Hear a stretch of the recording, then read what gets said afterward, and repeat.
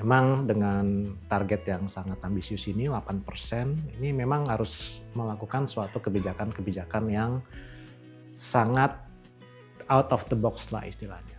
Dan memang harus diakui kita selalu ini kayak semacam terkendala atau terlalu dibatasi ya oleh, suatu batasan-batasan ya. Jadi kemudian dengan adanya Menteri Keuangan yang baru itu yang kayaknya memang terlalu agresif, ini juga mungkin menimbulkan adanya kekhawatiran. Tapi memang kalau misalkan, eee, pemerintah itu lebih agresif dalam mengeluarkan anggaran, tentu saja ini harus diimbangi oleh penerimaan yang memadai. Dan seperti kita ketahui bahwa penerimaan negara saat ini juga masih tidak terlalu baik ya dari karena ya kondisi ekonominya juga nggak bagus ya. Tapi ya mau nggak mau kalau pemerintah memang menginginkan pertumbuhan ekonomi yang tinggi ya spending-nya harus lebih di realisasinya harus lebih optimal.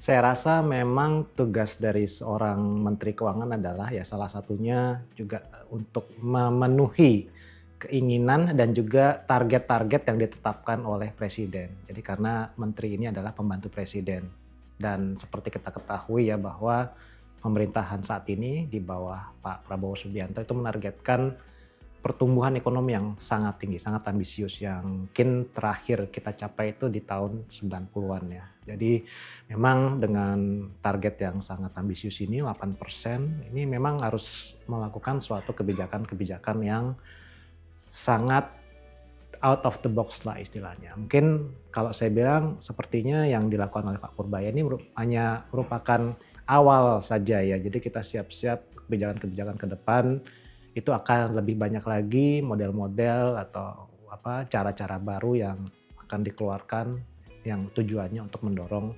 perekonomian yang memang selama ini kita hanya tumbuhnya ya sekitar 5,1%. Dan memang harus diakui kita selalu ini kayak semacam terkendala atau terlalu dibatasi ya oleh, suatu batasan-batasan ya seperti misalkan mungkin alasannya adalah, tekanan terhadap nilai tukar gitu ya, stabilitas fiskal dan lain-lain. Jadi kalau kita memang, selalu terpaku kepada stabilitas ya, jadi ya akan sangat sulit untuk mencapai pertumbuhan ekonomi apalagi pertumbuhan ekonomi yang ditargetkan itu sangat tinggi sekali ya 8% ini ya harus ada resikonya pasti. Jadi tema ini kan all out pro growth ya. Jadi baik dari pemerintah maupun dari Bank Indonesia itu juga menerapkan kebijakan yang sangat pro growth. Tentu saja risikonya ya kalau kita lihat kan antara growth, stability. Jadi kalau terlalu growth-nya akan didorong untuk setinggi-tingginya pasti juga risikonya dari sisi stability-nya. Oleh sebab itu memang kalau kita lihat belakangan investor asing itu cenderung terjadi outflow ya baik dari saham maupun di pasar obligasi.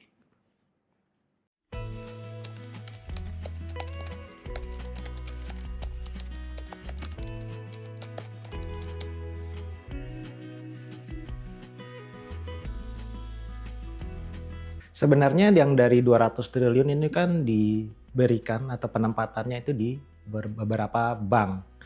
Bank-bank himbara lah ya, ada Bank Mandiri, BRI, BNI, kemudian BTN dan juga BSI. Dan bank-bank tersebut itu memiliki karakteristik yang sangat berbeda-beda sekali ya. Seperti yang kalau tadi dibilang BRI itu memang lebih banyak fokus ke UMKM. Tapi kalau di Bank Mandiri mereka mempunyai spesialisasi yang lebih spesifik lagi. Mereka lebih banyak ke corporate besar dan banyak dari mereka itu ke eh, sektor komoditas ya. Jadi mungkin banyak dari Bank Mandiri itu kreditnya itu disalurkan ke sektor-sektor komoditas seperti sawit, batu bara. Nah, jadi memang dari Himbara ini sendiri karakteristiknya sangat luas ya. Ada yang ke UMKM, ada yang ke corporate, ada juga yang ke consumer. Nah ini memang yang saya lihat dari sisi diversifikasi portfolio kreditnya itu juga cukup berbeda-beda sebenarnya ya. Cuman memang kalau kita lihat yang selama ini yang sedang kesulitan ya dalam hal istilahnya banyak kredit macetnya itu di BRI karena disalurkan ke sektor UMKM dan memang pengawasan kredit ke sektor UMKM itu lebih sulit sebenarnya ya. Jadi memang yang saya khawatirkan itu dari kalau banyak disalurkan ke sektor UMKM. Tapi kalau kita lihat mungkin dari sisi bank-bank lainnya ya, itu saya rasa dari sisi risk manajemennya itu sudah sangat sudah well established lah ya. Jadi kita harapkan memang sekarang bolanya itu sudah berada di Himbara ya, di bank-bank BUMN. Jadi apakah kreditnya itu cepat tersalurkan, apakah nanti akan kreditnya bisa menimbulkan potensi resiko bermasalah, itu memang saat ini tanggung jawabnya adalah berada di bank-bank Himbara tersebut.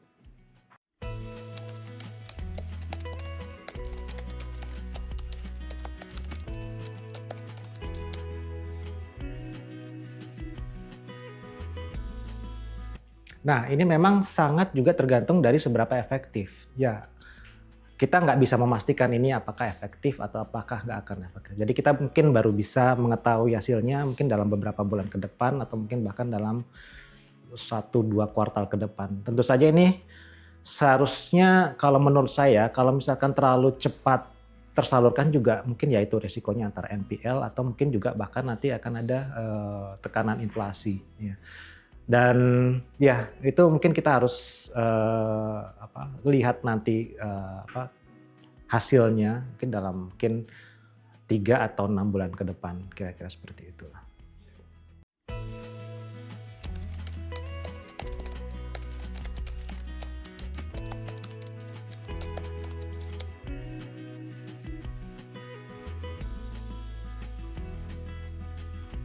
Kalau ke 5% saya rasa terlalu tinggi, terlalu lebar ya defisitnya. Jadi sepertinya memang ya kalau kita melihat dalam beberapa tahun ke belakang ya, kalau terlalu mengandalkan dari APBN, even kalau kita lihat mungkin sejak tahun 2019 atau 2020 itu realisasi belanja dari pemerintah itu sudah selalu tercapai 100%. Tapi seringkali atau lebih sering target pertumbuhan ekonomi dari pemerintah ini tidak tercapai ya kalau hanya mengandalkan 100% dari APBN.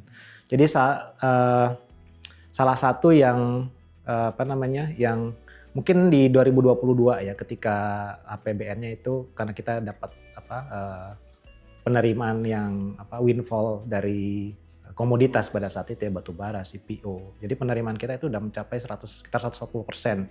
Sehingga pemerintah bisa spending sekitar 115 atau 114% dari realisasi anggaran. Nah ini yang pada saat itu ketika realisasinya itu lebih dari 110%, target pertumbuhan bisa tercapai. Tapi memang kalau misalkan pemerintah itu lebih agresif dalam mengeluarkan anggaran, tentu saja ini harus diimbangi oleh penerimaan yang memadai. Dari seperti kita ketahui bahwa penerimaan negara saat ini juga masih tidak terlalu baik ya dari karena ya kondisi ekonominya juga nggak bagus ya.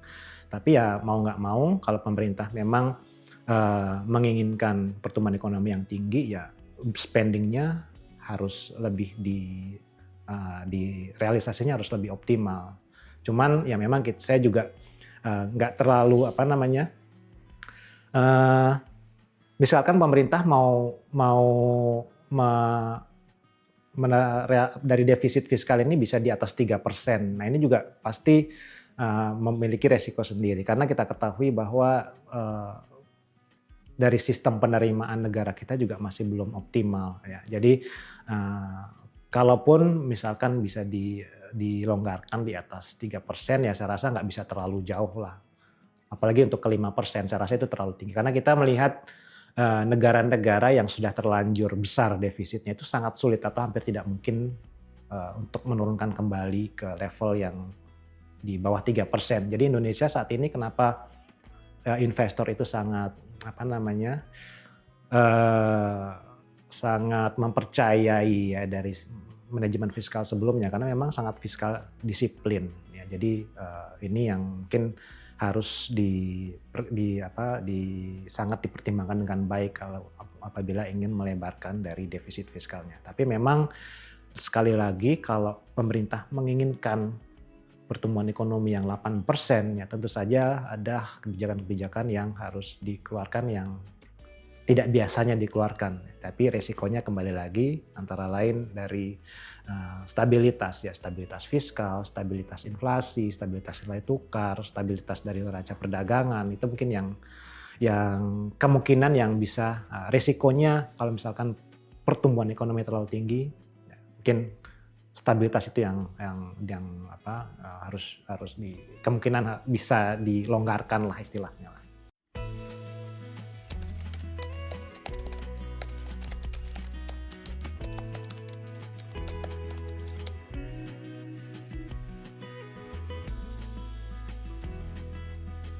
Jadi selama ini kan pemerintah sebenarnya berusaha untuk mengoptimalkan yang antara lain dengan penerapan dari Cortex sendiri. Jadi kalau saya lihat sih sampai dengan saat ini sendiri ya sepertinya masih belum berjalan dengan baik. Apalagi kalau isu pajak ini kan sangat sensitif dan sangat politis ya. Kemarin juga salah satu yang menyebabkan adanya aksi demonstrasi yang besar-besaran dan juga yang akhirnya menimbulkan sempat kerusuhan lah ya. Jadi terjadi ketidakstabilan politik dan saya rasa memang isu pajak ini juga sangat sensitif ya. Jadi kenapa di awal tahun kemarin yang kita harusnya menaikkan VAT dari 11 ke 12% akhirnya tidak jadi. Jadi ini karena sangat politis sekali. Jadi isu ini akan selalu menjadi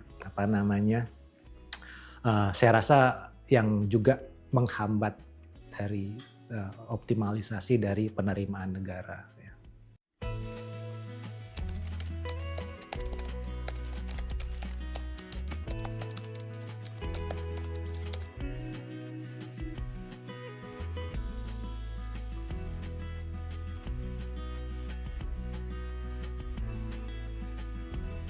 Kalau dari tax amnesty ini sendiri kan juga sebenarnya bukan semacam perubahan dari sisi level tingkat pajaknya ya. Sebenarnya ini yang diinginkan adalah perluasan basis pajak ya. Dan beberapa waktu yang lalu sebenarnya Pak Purbaya sendiri sudah menyatakan bahwa tidak akan melakukan program tax amnesty. Ya.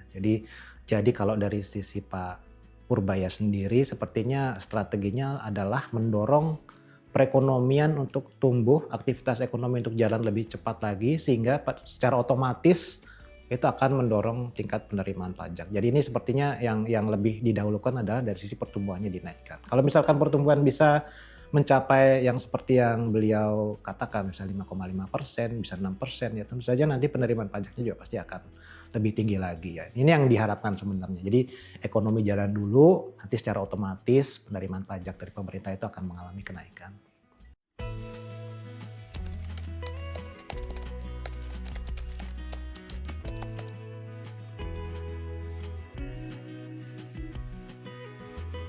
Sebenarnya, nah kalau yang keluar dari yang maksudnya terjadi investor yang keluar yang seperti dikatakan tadi itu kan lebih ke dari portfolio ya, bukan dari foreign direct investment. Nah kalau portfolio ini sendiri sebenarnya yang lebih menginginkan dari sisi kepastian dan stabilitas ya. Jadi salah satu yang mungkin sangat berpengaruh terhadap asing keluar masuk itu adalah dari sisi yang mungkin juga tadi kita bicara mengenai fiskal ya, ada perubahan dari tim ekonomi kabinetnya juga akan berubah. Selain itu juga dari sisi stabilitas nilai tukar. Nah ini juga mungkin yang akan harus diperhatikan karena semakin seperti saya katakan tadi ya, semakin pro growth juga kemungkinan ya antara lain kan juga pro growth ini dilakukan dengan menurunkan suku bunga. Jadi menurunkan suku bunga itu juga akan berdampak kepada stabilitas nilai tukar. Kalau saat ini sendiri Bank Indonesia saya lihat sudah cukup agresif ya. Jadi dalam siklus pelonggaran moneter saat ini, Bank Indonesia sudah menurunkan 150 basis point. Itu seperti atau mirip dengan yang dilakukan pada saat pandemi. Ya, jadi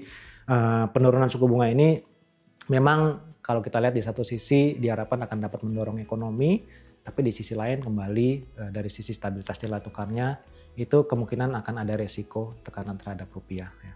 Jadi perlu, ini menurut saya juga harus berhati-hati ya, tidak terlalu agresif dalam melakukan pelonggaran moneter dan dalam mendorong atau dari sisi kebijakan fiskalnya. Ya, jadi ini sebenarnya untuk menjaga agar tidak terjadi outflow yang terlalu besar. Dan kalau saya lihat sih mungkin kita harapkan ya dalam beberapa waktu ke depan kita harapkan akan mulai mereda dari sisi outflow dari investor asingnya.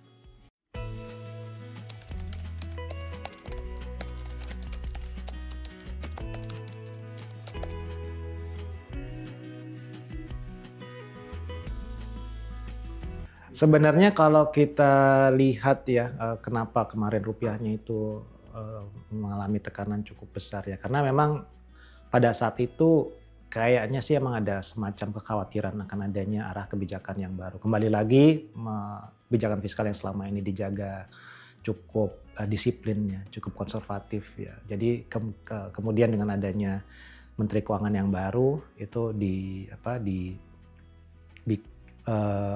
yang kayaknya memang terlalu agresif, ini juga mungkin menimbulkan adanya kekhawatiran. Ya, jadi memang biasanya kalau dari investor asing itu yang pertama dilihat adalah dari stabilitas, yang pertama dari nilai tukarnya, yang kedua mungkin dari inflasinya seperti apa, ya kondisi politik dan kepastian mungkin akan strategi kebijakan ke depan seperti apa. Jadi mungkin salah satu yang menjadi sorotan saat ini, yang menjadi kekhawatiran dari investor asing itu adalah independensi dari Bank Sentral atau Bank Indonesia. Nah, terlihat memang saat ini ada ya kekhawatiran tersebut dan mungkin akan lebih baik ya kalau misalkan nanti pemerintah itu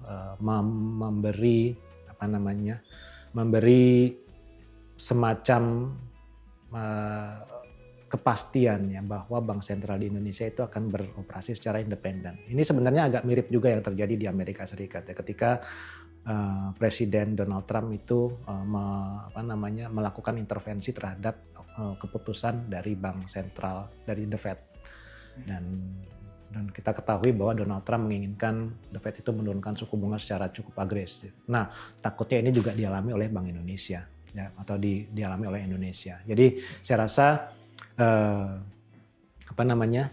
independensi dari Bank Indonesia ini sendiri sangat penting ya. Tapi memang kalau misalkan ya lagi-lagi kembali ke target lah, target 8% ini. Jadi kemungkinan ya kalau saya lihat dengan kondisi saat ini, sepertinya Bank Indonesia itu juga akan mendukung support kepada target dari pemerintah. Jadi dengan kata lain ya kalau menurut saya kemungkinan dengan target 8% kayaknya Bank Indonesia nggak akan dalam 5 tahun ke depan itu mungkin nggak akan menaikkan suku bunga. Nah ini yang mungkin konsekuensi dari kebijakan-kebijakan yang ditempuh oleh pemerintah, dan dari sisi investor asingnya itu yang melihat bahwa kondisinya mungkin akan banyak penuh dengan risiko ke depan, dan mungkin kita baru bisa melihat dampaknya itu ya mungkin nggak dalam jangka pendek, lebih dalam jangka panjang, mungkin setahun 2 tahun ke depan seperti apa. Jadi mudah-mudahan ya tidak ada lagi gejolak-gejolak politik, demonstrasi yang menyebabkan kerusuhan dan lain-lain. Itu yang mungkin yang harus dijaga dari sisi stabilitas politik. Karena selama ini juga sebenarnya stabilitas politik di Indonesia meskipun ya terjadi semacam gangguan kemarin di akhir bulan Agustus, kalau dibandingkan dengan negara-negara seperti ya jangan usah jauh-jauh kayak Filipina, kayak Thailand, itu Indonesia sebenarnya masih cukup stabil lah istilahnya. Jadi Indonesia sebenarnya masih memiliki suatu potensi dan keunggulan yang sebenarnya tidak dimiliki oleh negara-negara lainnya.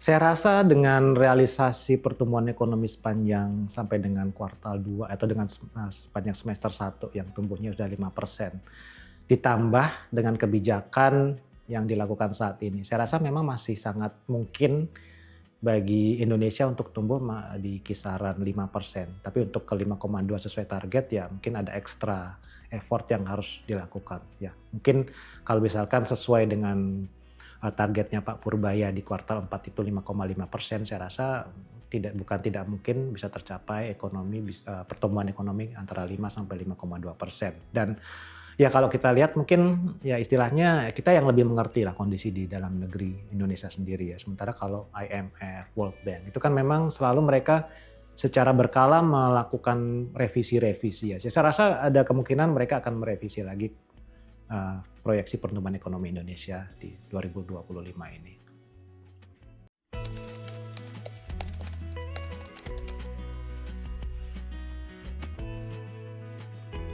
Saya rasa memang dengan kondisi saat ini ya, dengan mungkin adanya persepsi risiko yang cenderung lebih dari investor ya, terutama asing ya. Jadi target pertumbuhan ekonomi memang untuk target yang sangat tinggi itu oke menurut kami, tapi juga harus tidak meninggalkan prinsip kehati-hatian lah istilahnya. Karena kalau misalkan seperti akhirnya nanti rupiah terdepresiasi terlalu dalam yang harus menyebabkan BI menggunakan cadangan devisanya terlalu signifikan juga, itu kan juga nggak bagus. Jadi memang